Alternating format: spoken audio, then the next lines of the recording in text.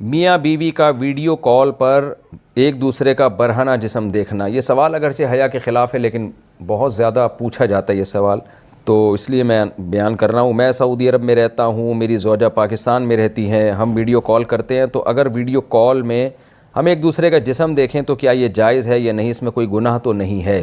ایک صاحب نے پوچھا ہے سعودی عرب سے۔ یہ سوال بہت سارے لوگ پوچھتے ہیں کہ میاں بیوی ایک دوسرے سے دور ہوتے ہیں، ان میں ایک شہوت پیدا ہو چکی ہوتی ہے، خواہش بھڑک رہی ہوتی ہے، تو اپنی خواہش کی تکمیل کے لیے پھر شوہر اکثر مطالبہ یہ شوہروں کی طرف سے ہوتا ہے، وہ بیوی کو بے لباس ہونے کا کہتے ہیں۔ تو دیکھیں جائز تو ہے، میاں بیوی ایک دوسرے کو دیکھ سکتے ہیں، ایک دوسرے سے فائدہ اٹھا سکتے ہیں، اللہ نے ایک دوسرے کے لیے حلال کیا ہے، لیکن مسئلہ یہ ہے کہ جب وہ فزیکلی ایک دوسرے سے اتنا دور ہیں تو اس سے فائدہ کیا ہوگا؟ اس سے تو اور شہوت بھڑکے گی، اور اس کو پورا کیسے کریں گے؟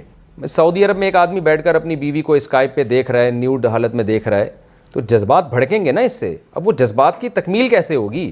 یا تو وہ ہاتھ کے ذریعے اپنی تکمیل کریں گے، یہ بھی حرام ہے، یا وہ شوہر جب ایک دماغ اس کا خراب ہوگا تو ادھر ادھر زنا کی طرف مائل ہوگا۔ بیوی قریب میں ہوتی تو چلو اپنی خواہش اس سے پوری کر لیتا، وہ تو پھر ایک دوسرے کی خواہش کو بھڑکانے کے لیے کچھ بھی طریقہ اختیار کریں وہ جائز ہے، لیکن دور ہیں تو وہ خواہش بھڑکا کے اس کی تکمیل کیسے ہوگی؟ تو اس لیے یہ اس سوال کا جواب میں انہی لوگوں سے پوچھتا ہوں جو یہ عمل کرتے ہیں۔ تو ہاتھ کے ذریعے اپنی خواہش پوری کرنا بھی حرام ہے، اپنے ہاتھ کے ذریعے اپنی خواہش پوری یہ بھی حرام ہے، اور زنا کرنا بھی حرام ہے، تو یہ سب چیزیں تو حرام ہے۔ تو میاں بیوی تو ایک دوسرے کو دیکھ سکتے ہیں برہنہ حالت میں، اس میں کوئی گناہ نہیں ہے، لیکن یہ کہ یہ چیز جو آگے شہوت بھڑکے گی اس کی تکمیل کیسے ہوگی؟ تو وہ حرام طریقے سے اس کی تکمیل جائز نہیں ہے۔ تو اگر میاں بیوی صبر کر لیں کہ بھئی شوہر کو تو چاہیے کہ جب بیوی سے دور رہتا ہے تو اپنی خواہشات کو ٹھنڈا کرنے کے طریقے استعمال کرے وہ، تاکہ میری خواہشات بھڑکے نہیں اور میں حرام کی طرف نہ جاؤں۔ دوسرا مسئلہ یہ کہ انٹرنیٹ پر جب اس طرح سے آپ کرتے ہیں تو فی نفسی ہی ایک چیز جائز ہے، میں نے بتایا کہ ناجائز ہونے کی کوئی دلیل نہیں ہے، لیکن اس میں جو ہم نے ماہرین سے سنا ہے کہ انٹرنیٹ کی جو ویڈیوز ہیں وہ لیک بھی ہو سکتی ہیں، وہ ہیک بھی ہو سکتی ہیں، آپ کے اکاؤنٹ ہیک ہو سکتا ہے، تو اس میں ایسا نہ ہو کوئی ہیک کر کے پھر بلیک میل کرے اور آپ کی عزت کا جنازہ نکالے۔ تو انٹرنیٹ پر اس طرح کی حرکتیں بہرحال عزت بھی داؤ میں لگنے کا اس سے خطرہ ہوتا ہے، تو اس میں احتیاط بہرحال ضروری ہے۔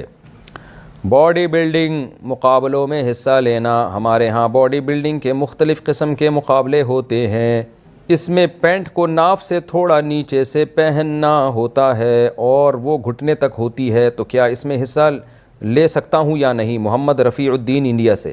دیکھیں ناف سے لے کے گھٹنے تک کا جو حصہ ہے یہ سطر میں داخل ہے، اس کا چھپانا فرض ہے۔ علاج معالجے کی نیت سے تو ڈاکٹر کے سامنے ایک مجبوری میں کھولنے کی مجبوری کی حد تک گنجائش ہے، یہ مقابلے کوئی شرعی مجبوری تو نہیں ہے نا، لیکن ناف سطر میں داخل نہیں ہے، تو ناف کے نیچے سے جو ایریا ہے اور گھٹنے سمیت یہ علاقہ سطر میں داخل ہے، اس کو چھپانا بہرحال فرض ہے۔ تو اگر آپ اس طرح سے مقابلوں میں حصہ لیتے ہیں کہ ناف تو کھلی ہے لیکن آگے ناف سے نیچے کا جتنا ایریا گھٹنے تک، گھٹنے سمیت وہ اگر ڈھکا ہوا ہے تو پھر انشاءاللہ کوئی گناہ نہیں ہوگا۔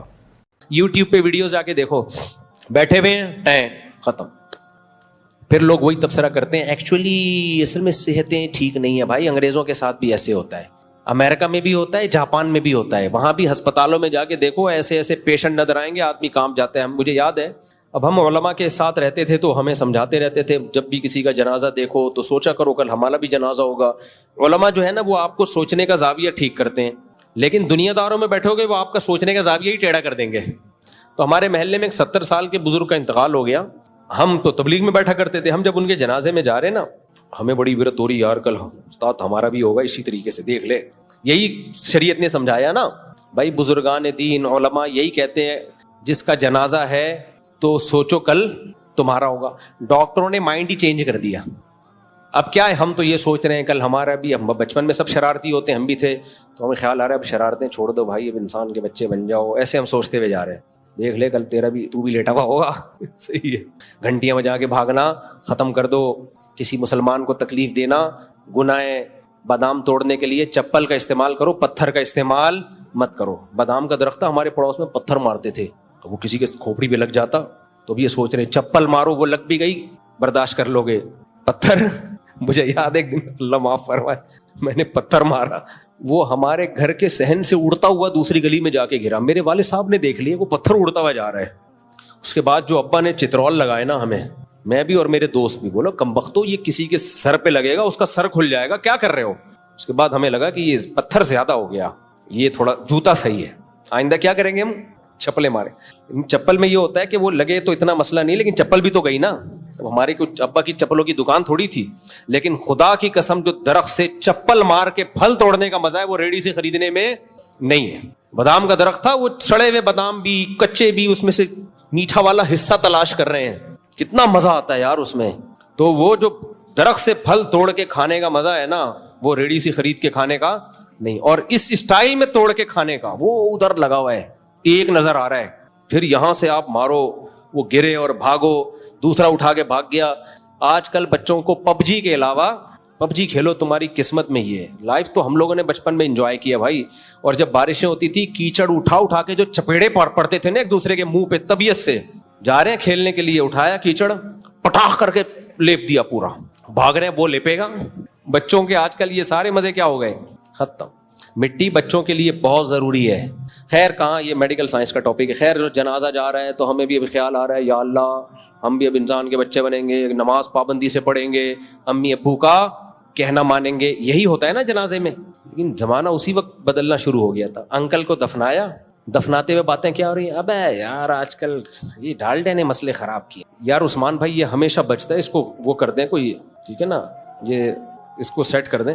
تو ہم یہ فوراً کیا, یار یہ ڈالڈا ہے جو سارے کیا کر رہا ہے مسائل. ابے آج کل چینی نے بڑے مسئلے کیے ہوئے.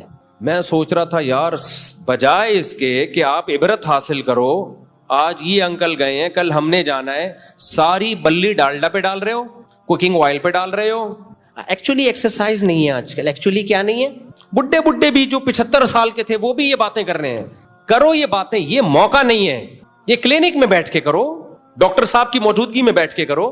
یہ موقع یہ باتیں کرنے کا نہیں ہے. یہ موقع یہ باتیں کرنے کا ہے بھائی, ڈالڈا ہو یا دیسی گھی ہو. دیسی گھی والے کیا نہیں مرتے کیا ہے بھائی, وہ بھی تو مرتے ہیں.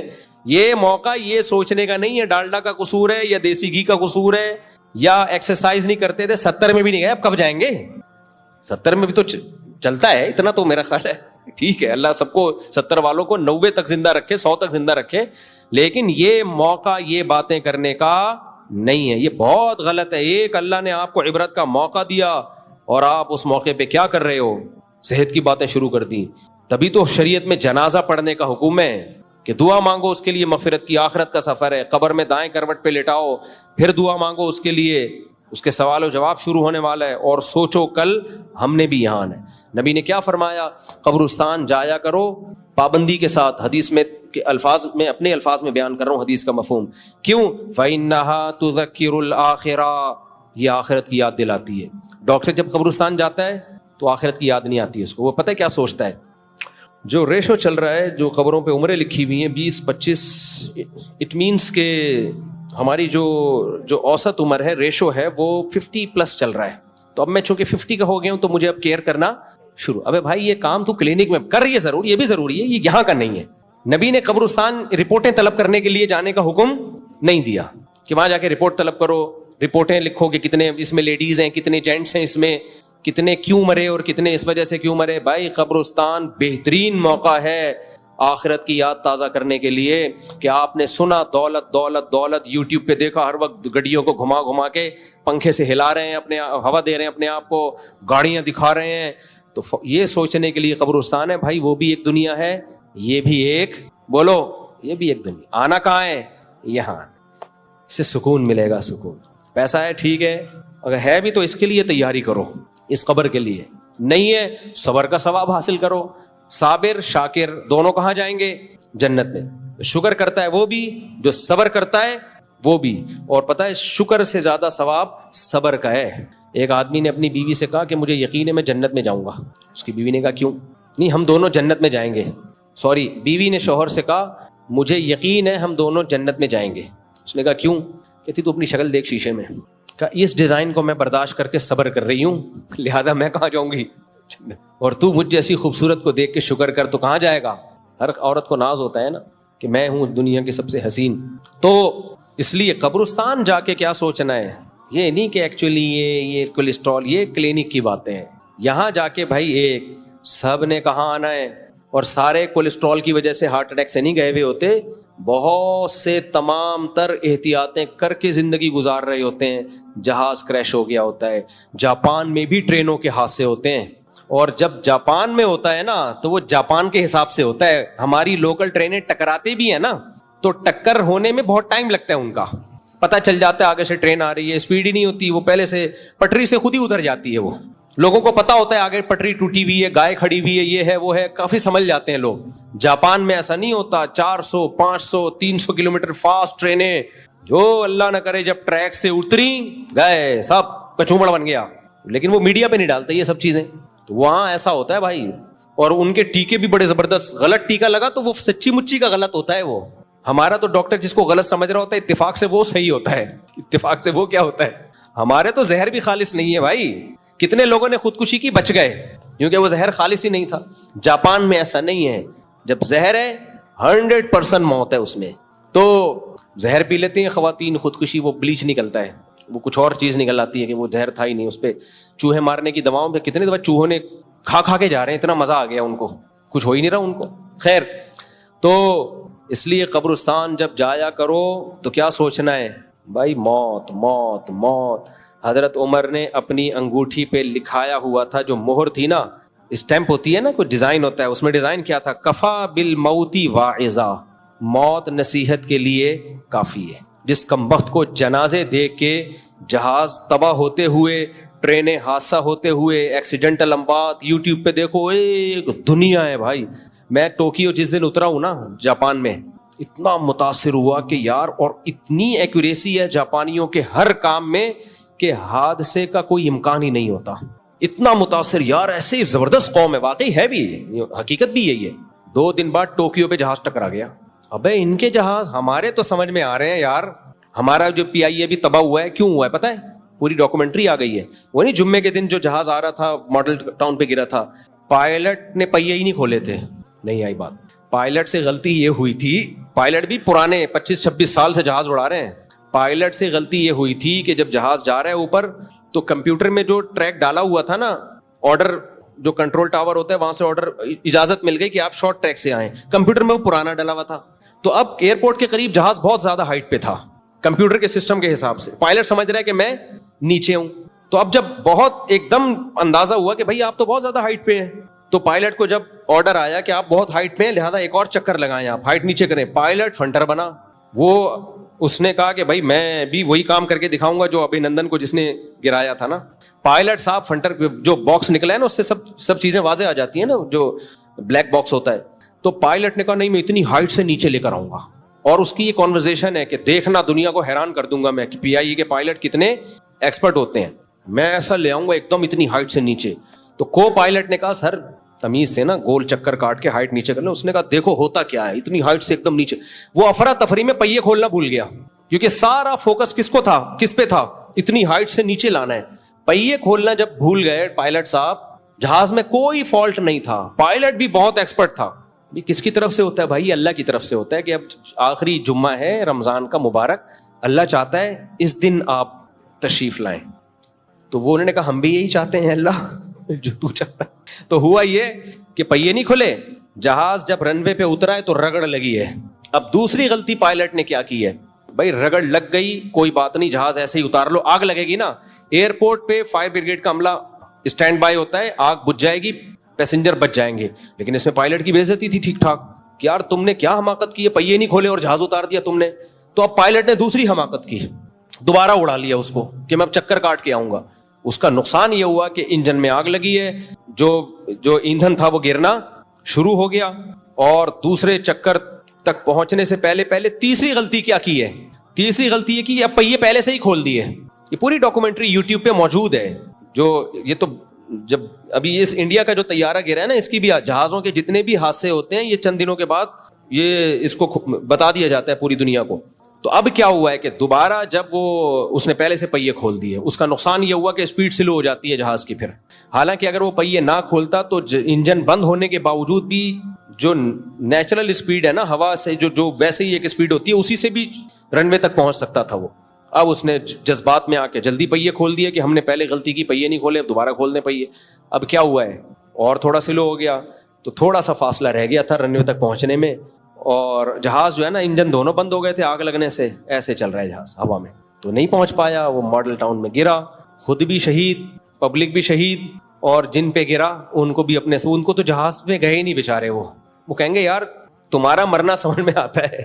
تو یہ کیا ہے بھائی, موت پیچھے بھاگتی ہے. موت مجھ سے اور آپ سے پوچھ کے نہیں آئے گی کہ کب مرنا مناسب رہے گا. موت کہتی ہے یہ اللہ فیصلہ کرے گا, اور جو اللہ نے فیصلہ کر دیا, قرآن کے الفاظ دیکھو, اینما تکونوا یدرککم الموت, جہاں بھی ہوگے موت تمہارا پیچھا کرے گی. ہو سکتا ہے اس ماڈل ٹاؤن میں کچھ لوگ جہاز میں بیٹھتے ہی نہ ہو اس نیت سے کہ ایسا نہ ہو ہم جہاز میں بیٹھے گر جائے. بہت سے لوگ ایروفوبیا ہوتا ہے ان کو, جہاز میں سفر ہی نہیں کرتے, زندگیاں گزر گئی جہاز میں نہیں بیٹھے کہ یار گر نہ جائے, تو ان کے سر پہ آ کے جہاز گرتا ہے. جہاز کیا ہوتا ہے, کھوپڑی پہ آ کے ہٹ کرتا ہے, تم نہیں بیٹھو گے, جب مارنا ہوگا نا ہم تمہارے اوپر گرائیں گے جہاز. تو ہمارے یہاں ہیروئنچوں کو بھی جہاز کہا جاتا ہے. انہیں کوئی غم نہیں ہوتا دنیا میں, کہیں بھی بٹھا دو. آج ایک ہیروئنچی کی ویڈیو آئی, یار ہمیں پڑیا دے دو, جنگ کے لیے جدھر بھی بھیجو گے ہم جانے کے لیے تیار ہیں. بڑی زبردست ایسے کانفیڈنس کے ساتھ کہہ رہا ہے وہ. تو اس لیے میرے بھائی دولت سے محبت مت کرو, غریب کو ہلکا مت سمجھو. بہت سے غریب قیامت کے دن جنت میں ہوں گے, بہت سے مالدار الٹے لٹکے ہوئے ہوں گے, بہت سے مالدار. تو اس لیے فوکس سب سے پہلے آخرت کو کرنا ہے, موت سامنے رکھ کے زندگی گزارنی ہے, پھر محنت کرو پیسہ آ جائے. اور نبی کی تو ترغیبات ہیں کہ جس کے پاس پیسہ ہے خیر کے کاموں میں استعمال کرتا ہے, وہ غریب سے آگے نکل جائے گا. وہ غریب سے, کیونکہ پیسے سے بہت صدقہ جاریہ ہوتا ہے, وہ غربت میں نہیں ہو سکتا. اب یہاں بھی غریب لوگ احساس کمتری میں جاتے ہیں, اس کا بھی جواب شریعت نے دے دیا. وہ یہ دیا کہ دولت آنے کے بعد نیت تو پہلے یہ ہوتی ہے, جب دولت آئے گی تو خیر کے کاموں میں خرچ کر کے غریب سے آگے نکل جاؤں گا. نبی نے فرمایا, پریکٹیکلی حدیث کا مفہوم اپنے الفاظ میں بیان کر رہا ہوں, پریکٹیکلی ایسا ہوتا نہیں ہے. اسی وجہ سے جنت میں غریب زیادہ ہوں گے, کیونکہ جن مالداروں نے سوچا تھا نا پیسہ آئے گا تو ہم یہ کریں گے وہ کریں گے, اور ایسے جب آیا تو عیاشی کی ہے انہوں نے. 4 دن تک تو دین پہ رہے, اس کے بعد شراب کباب میں لگ گئے. چونکہ جب پیسہ آتا ہے تو عورتیں بھی آتی ہیں, شراب بھی آتی ہے, بڑے بڑے ہوٹل آپ بک کرا کے رہ سکتے ہو. غریب آدمی کیا کرے گا بیچارہ, تو وہ دین پہ آ جاتا ہے. امیر آدمی کی آزمائش زیادہ ہے, آزمائش اس کی زیادہ ہے, تو کوئی پتہ نہیں ہے کہ پیسہ آنے کے بعد دین پہ رہیں بھی کہ نہیں رہیں. اس لیے پیسے والے کی آزمائش غریب سے زیادہ ہے. جب آزمائش زیادہ ہے تو پھر اس آزمائش میں بھی وہ دین پہ چلے گا تو اجر تو پھر زیادہ ہوگا نا بھائی اس کا. کیونکہ پیسے والے کے لیے دین پہ چلنا مشکل, غریب کے لیے آسان ہے. کیوں مشکل ہے بتا دیا, کہ عیش کا سامان اس کے پاس زیادہ ہوتا ہے, اس کے بگڑنے کا تکبر کا خطرہ زیادہ ہوتا ہے. تو اللہ تعالیٰ سے دعا, یہ آیت ہماری پھر رہ گئی, والذین هم لاماناتہم وعہدہم راعون. کوئی بات نہیں یار, آپ نے کون سا ایم اے اسلامیات کا پیپر دینا ہے تو اگلے ہفتے. اچھا حج کے موقع پہ ایک میں وضاحت کر دوں, ابھی میں حج کیا ہے نا, حج کے بعد میرا یہ جمعے کے بعد دوسرا بیان ہے. میں نے وہاں احرام میں بیان کیا تو بہت سے لوگ کہہ رہے ہیں مفتی صاحب نہا تو لیتے, بال تو بنا لیتے, کتنے گندے لگ رہے ہو. میرا بیان ہے نا عرفات میں, وہاں میں نے بیان کیا. تو دیکھو حاجی اللہ کو گندا میلا ہی پسند ہے.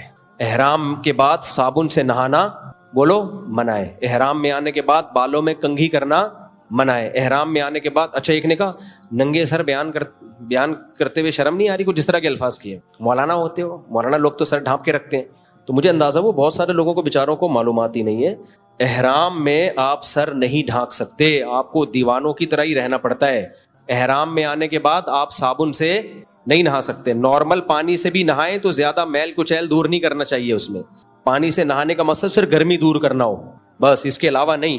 اور حج کی بھی 3 قسمیں, ایک ہوتا ہے ڈائریکٹ حج کیا, ایک ہوتا ہے حج تمتع, عمرہ کیا, احرام سے باہر آ گئے, پھر اپنے ڈریس میں گھومے, پھر آپ نے دوبارہ حج کا احرام باندھا. سب سے مشکل اور اجر والا حج ہے حج قران.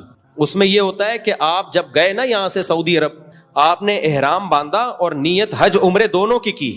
اس میں آپ کا احرام بہت لمبا ہو جاتا ہے, کیونکہ عمرہ کرنے کے بعد آپ جتنے دن حرم میں رہو گے آپ احرام میں ہی رہو گے. پھر تو ہمارے اکثر اساتذہ نے مجھ سمیت وہ قران والا حج ہی کیا تھا, تو اس میں اور زیادہ حلیہ خراب ہو جاتا ہے انسان کا, بال بنے نہیں اتنے دنوں سے. تو یہ اللہ کو حج میں یہی والا اسٹائل پسند ہے. حج میں پرسنالٹی کیا کرنی ہے بولو, سائڈ پہ رکھ کے آنی, اور گرمی میں پسینے وسینے.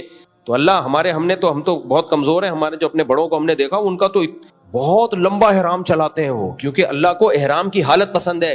دیکھو اسلام کو صفائی ستھرائی پسند ہے, میل کچیل پسند نہیں ہے. لیکن حج میں یہ معاملہ کیا ہو جاتا ہے الٹا. حج تو دیوانگی کا نام ہے نا, خوشبو لگانا اسلام کو پسند ہے, یہ اوائڈ کرنا. خوشبو پسند, تبھی تو ہم نے خوشبو لگائی ابھی. احرام میں خوشبو پر پابندی. لنگوٹ باندھنا اسلام کو پسند ہے یا سلے ہوئے کپڑے؟ سلے ہوئے. ہمارے نبی نے ہمیشہ سلے ہوئے پراپر ڈریس پہنا ہے. احرام میں آپ سلا ہوا کپڑا نہیں. چپل, آپ وہ چپل جس سے آپ کی ہڈی ڈھک جائے, جوتا نہیں پہن سکتے آپ, کینچی چپل پہننی پڑتی ہے. کتنی ٹینشن ہے اس کینچی چپل میں, چلنا کتنا مشکل. اور وہ 3 گھنٹے اس چپل میں ہم چلے ہیں. پیدل تو چلنا پڑتا ہے انسان کو, وہاں حج میں ہو نہیں سکتا کہ آپ پیدل نہ چلیں, کیوں کراؤڈ اتنا ہوتا ہے کہ وہ چلنا پڑتا ہے. تو حاجی کا مطلب ہی یہی ہے. پھر احرام ہمارا بہت میلا بھی ہو گیا تھا. ہاں یہ نہیں ہے کہ خود سے میل لگاؤ اپنے اوپر کہ کیچڑ لے کے مل رہا ہے, اللہ کو میلا حاجی پسند ہے. جو اللہ کی طرف سے ہو جائے, کیونکہ جو اللہ نے پابندیاں لگائی ہیں آپ کے اوپر, ان پابندیوں کی وجہ سے جو میل کچیل, بال پراگندہ. حدیث میں آتا ہے ایک صحابی, کیونکہ پہلے زمانے میں احرام بہت لمبا ہوتا تھا, اب تو ہم جہاز سے گئے زبردست, پتہ ہی نہیں چلا. پہلے تو مدینہ سے آ رہے ہیں اور عراق سے آ رہے ہیں, 20 دن, ایک مہینہ احرام میں ہوتا تھا. تو ایک صحابی کے بڑے بال تھے, ان کے سر میں جوئیں پڑ گئی تھیں, سر نیچے کرتے تھے جوئیں گرتی تھیں. سمجھ رہے ہیں, یہ حالت ہو گئی تھی نبی صلی اللہ علیہ وسلم کے ساتھ حج میں ان صحابی کی. تو آپ نے فرمایا لعلک تضرک حامتک او حامک او کما قال صلی اللہ علیہ وسلم. آپ نے فرمایا لگ رہا ہے یہ جو جوئیں ہیں یہ تمہیں بہت سخت پریشان کر رہی ہیں, ان کو سخت. اب اتنی شدید تکلیف میں پھر آپ نے ان کو اجازت دی کہ تم اپنا سر منڈوا سکتے ہو لیکن دم دے دینا. مجھے ابھی حدیث کے پورے الفاظ یاد نہیں ہیں, بہت عرصہ ہو گیا یہ حدیث پڑھے ہوئے, اس طرح اس کا مفہوم میں اپنے الفاظ میں بیان کر رہا ہوں, کیونکہ اب اتنی تکلیف ہو جائے کہ وہ خون چوسنا شروع کر دیں اور بہت سخت ٹینشن ہو. لیکن اس سے اتنا تو پتہ چلتا ہے کہ کیا حالت ہو جاتی تھی صحابہ کی احرام میں. آج کل تو بڑے VIP حج ہیں بھائی, بڑے VIP حج ہیں, اس میں بھی آپ احرام میں لوگ ایسی کوشش کر رہے ہوتے ہیں, بس خواتین برش سے بال بنا رہی ہیں احرام میں. میرے پاس مسائل آئے کہ وہ میری وائف جو ہیں وہ بال بناتی ہیں تو بال ٹوٹ جاتے ہیں. میں نے کہا میرے بھائی ان سے بولو احرام کی حالت میں بال نہ بنائیں, بال ٹوٹیں گے نا. تو ابھی یہ بیوٹی تھوڑے دنوں کے لیے ایک طرف رکھ دیں. مسئلہ پتہ نہیں تھا بیچاری کو, ظاہر ہے بہت سے لوگ جاتے ہیں کو مسائل پتہ نہیں ہوتے. تو احرام ہے ہی اسی چیز کا نام. اور یہ میں اس لیے بتا رہا ہوں جب حج کریں تو یہ ساری چیزیں کھوپڑی شریف میں پہلے سے بٹھا کے رکھا. حج دیوانگی کا نام ہے, حج پرسنالٹی, اور ایکچولی وہ یہیں بیٹھے رہے اپنے آفس میں, ان کو حج کرنے کی ضرورت نہیں ہے. حج نام ہی دیوانگی کا ہے. میلے کچیلے پسینے روڑتے ہوئے مزدلفہ میں دیکھا کرو, ارب پتی لوگ, ایسے لوگ نے بھی مزدلفہ میں زمین پہ سڑک پہ پڑے ہوئے جو 1.5 کروڑ کا حج کر رہے تھے, جن کی 2 کروڑ روپے 3 کروڑ مہینے کی آمدن ہے, مزدلفہ میں کھلے آسمان کے نیچے پڑے ہوئے ہیں. تو اللہ کو یہی پسند ہے, حج نام ہی اسی چیز کا. اللہ تعالیٰ سمجھنے کے عمل کی توفیق عطا فرمائے.